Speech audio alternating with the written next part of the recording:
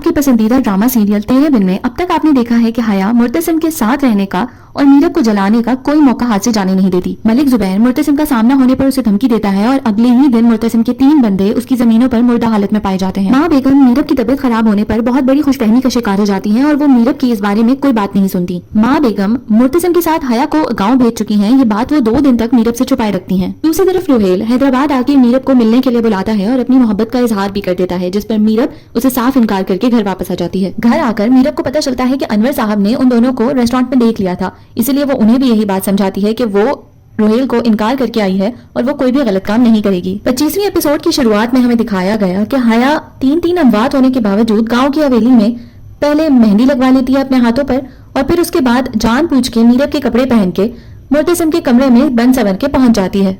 मुर्तसिम उसे मीरब समझ के अपनी तरफ मोड़ता है तो वो उससे कहती है कि उसके पास और कोई कपड़े मौजूद नहीं है, इसलिए उसने मीरब के कपड़े पहन लिए हैं। उसके बाद आंख में कुछ चले जाने के बहाने से फिर से हया मुर्तसिम के कमरे में पहुंच जाती है। दूसरी तरफ जैसे ही मीरब को पता चलता है कि मुर्तसिम के साथ गाँव हया गई है तो वो रात के अंधेरे में भागती हुई गाँव पहुंच जाती है। मीरब एन उसी वक्त हवेली पहुंच जाती है जब मुर्तसिम हया की आंख से कचरा निकालने की कोशिश कर रहा होता है और हया उन दोनों के दरमियान एक बार फिर गलतफहमी पैदा करने में कामयाब हो जाती है। मीरब मुर्तसिम से कहती है कि मैं तुम्हारी तरफ जब भी कदम बढ़ाने की कोशिश करती हूँ तो मुझे गलत साबित कर देते हो। वो दोनों अभी इसी बात पर बहस कर रहे होते हैं कि वहाँ पर हवेली की खात्मा आकर मीरब को उस लड़की के शौहर के कत्ल के बारे में बता देती है जो कि मलकों ने भेजी थी और फिर मीरब अपना गम भूल के उस लड़की से मिलने चली जाती है। इधर मुर्तसिम हया से कहता है कि तुम्हें चाहे कसम भी खानी पड़े मीरब के सामने, मगर मीरब को समझाओ कि जो वो सोच रही है वो सिर्फ और सिर्फ गलत फहमी है। और हया ना चाहते हुए भी मुर्तसिम के कहने पर मीरब को ये यकीन दिलाती है कि मुर्तसिम का इस सब में कोई कसूर नहीं है। घर पहुंचने पर माँ बेगम मुर्तसिम को सबके सामने खुशखबरी सुना देती हैं। पहले तो मुर्तसिम बहुत हैरान होता है ये खबर सुन के, मगर फिर वो सबके ही सामने मीरब से सवाल करता है कि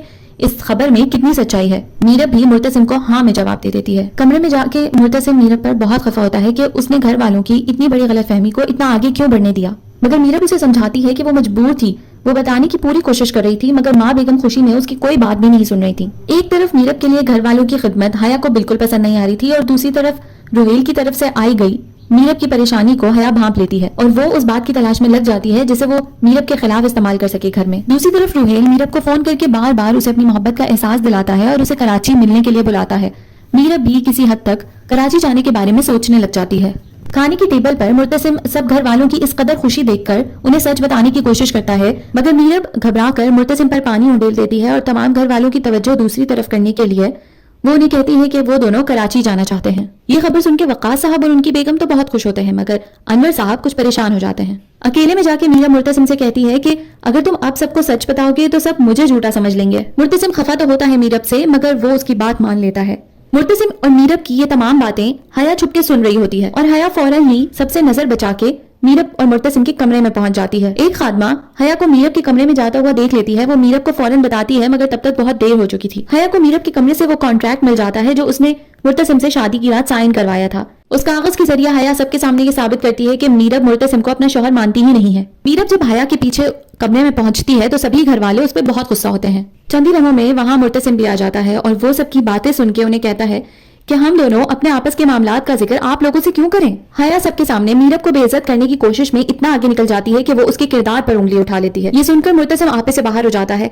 वो हया से कहता है कि अगर तुमने मेरी बीवी के किरदार पर बात की तो मैं जबान खींच लूंगा। वो सबसे कहता है कि इस कॉन्ट्रैक्ट में मेरी भी मर्जी शामिल थी और हम दोनों इसके अलावा और कर ही क्या सकते थे जब आप लोग हमारी जबरदस्ती शादी करवा रहे थे। मुर्तसिम की ये बातें सुन के सब तसल्ली में आ जाते हैं कि इन दोनों मियां बीवी के दरमियान सब कुछ ठीक है। अकेले में अनवर साहब वक़ास साहब से कहते हैं कि मीरब शायद कराची इसलिए जाना चाहती है क्योंकि वो रुहेल से मिलना चाहती है और इससे पहले कि माँ बेगम या मुर्तसिम को इस बारे में कुछ भी पता चले हमें कुछ करना होगा। और यही बात मीरब को उसकी अम्मी भी समझाती है कि रुहेल जैसे लड़की के लिए मुर्तसिम जैसे हीरे को मत छोड़ बैठना। हया चूंकि मीरब को मुर्तसिम की जिंदगी से निकालने में एक बार फिर नाकाम हो जाती है, इसीलिए बेकाबू होकर वो अपना सारा गुस्सा अपनी खादमा पर निकाल देती है जिसने मीरब को उसके बारे में बताया था। मगर फिर वहाँ मरियम आ जाती है और वो हया को समझाती है कि अब वो मीरब का पीछा छोड़ दे वरना वो बहुत नुकसान उठाएगी। मुर्तसिम ने सबके सामने वो कॉन्ट्रैक्ट फाड़ दिया था, मगर अकेले कमरे में आकर वो उसे दोबारा जोड़ लेता है और मीरब को कहता है कि जब तक ये कागज तुम खुद अपने हाथ से नहीं फाड़ोगी हमारे दरमियान कुछ भी ठीक नहीं हो सकता।